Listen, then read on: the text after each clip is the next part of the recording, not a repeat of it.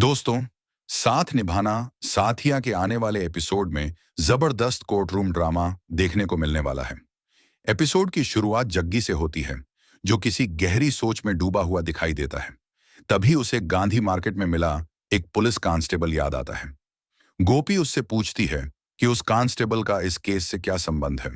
तब जग्गी उसे बताता है कि वही शख्स उस दिन पूरी घटना के समय वहां मौजूद था और शायद वही सच सामने ला सकता है।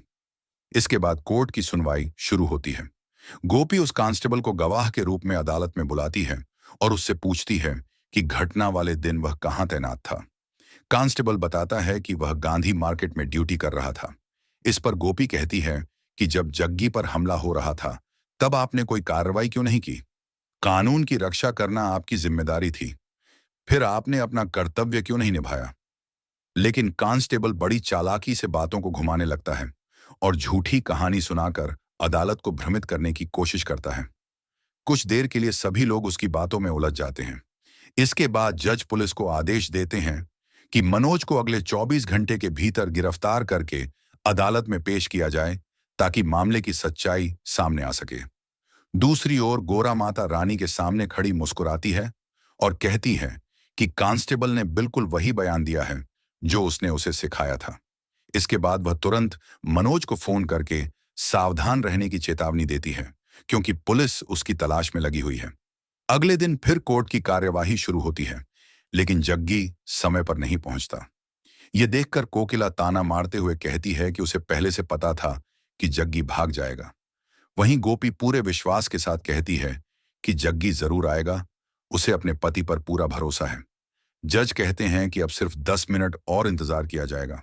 अगर तब तक जग्गी नहीं पहुंचा तो अदालत फैसला सुनाने के लिए मजबूर होगी। यह सुनकर गोपी की चिंता और बढ़ जाती है। उधर जग्गी रास्ते में भारी ट्रैफिक में फंस जाता है। तभी एक राहगीर उसे शॉर्टकट लेने की सलाह देता है। जग्गी कच्चे रास्ते से निकल पड़ता है, लेकिन तभी उसकी नजर एक कार पर पड़ती है जिसमें मनोज बैठा होता है। जग्गी तुरंत उसका पीछा करता है।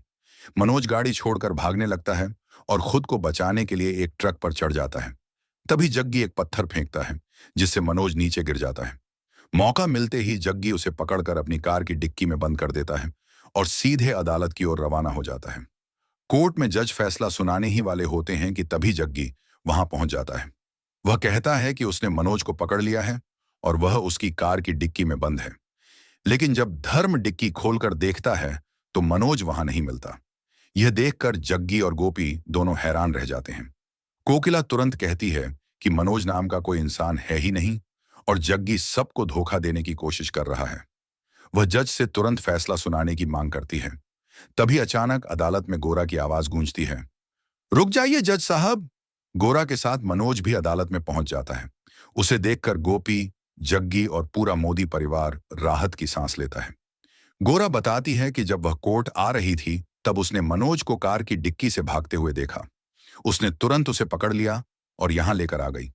इसके बाद मनोज अदालत में अपना जुर्म कबूल कर लेता है। वह स्वीकार करता है कि अहम मोदी की टैक्सी का एक्सीडेंट उसके ट्रक से हुआ था और जग्गी का उस हादसे से कोई संबंध नहीं था। सच्चाई सामने आते ही पूरे मोदी परिवार के चेहरे पर खुशी लौट आती है। जज फैसला सुनाते हैं कि सभी सबूतों के आधार पर जग्गी पूरी तरह निर्दोष है, जबकि असली अपराधी मनोज है। इसके साथ ही मनोज को तुरंत पुलिस हिरासत में लेने का आदेश दे दिया जाता है। हालांकि दूसरी तरफ गोरा मन ही मन मुस्कुराती है, क्योंकि वह जानती है कि मनोज ने यह बयान अपनी मर्जी से नहीं दिया। उसने मनोज के परिवार को बंधक बनाकर उसे सच कबूल करने पर मजबूर किया था, ताकि 5 साल पुरानी असली साजिश किसी के सामने ना आ सके। आखिर में कोकिला भी जग्गी से अपनी गलतफहमी के लिए माफी मांग लेती है और पूरे मोदी परिवार में खुशी का माहौल बन जाता है। लेकिन क्या गोरा की असली चाल कभी सबके सामने आएगी? क्या 5 साल पुराना सबसे बड़ा राज खुलेगा? जानने के लिए हमारे चैनल AMR गुरु 06 को सब्सक्राइब करना ना भूलें। अगर वीडियो पसंद आए तो इसे लाइक और शेयर जरूर करें। मिलते हैं अगली शानदार अपडेट के साथ। धन्यवाद।